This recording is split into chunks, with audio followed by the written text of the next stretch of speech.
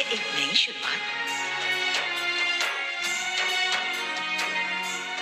यह है काव्या के लिए सबसे बड़ी चुनौती का आगाज। घर की दहलीज तो पार कर ली तुमने, जिंदगी में सफलता की दहलीज को पार नहीं करने देंगे हम।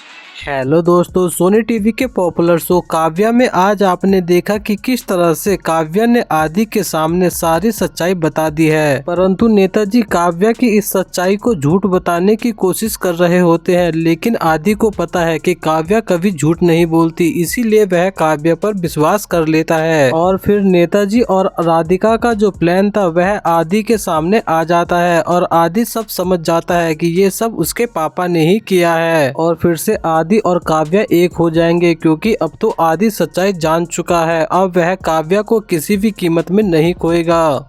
लेकिन काव्या की मुश्किलें अभी भी बढ़ जाएंगी, क्योंकि नेताजी तो अभी भी काव्या को अपनी बहू के रूप में स्वीकार करना चाहते ही नहीं है। लेकिन वही मालिनी जी तो इस बात से बहुत ज्यादा खुश होती हैं और मालिनी जी की वजह से ही ये सब हो पाया है, क्योंकि मालिनी जी तो काव्या को पहले से ही अपनी बहू मान चुकी थी। वह राधिका को कभी स्वीकार नहीं करना चाहती थी और मालिनी जी को भी आदि के दिल की बात तो पता ही थी कि आदि भी काव्या से अभी भी बहुत प्यार करता है, लेकिन ये सब उसे दिखाने के लिए ही कर रहा है। आज के लिए इतना ही, मिलते हैं नेक्स्ट एपिसोड में, तब तक के लिए बाय बाय, टेक केयर।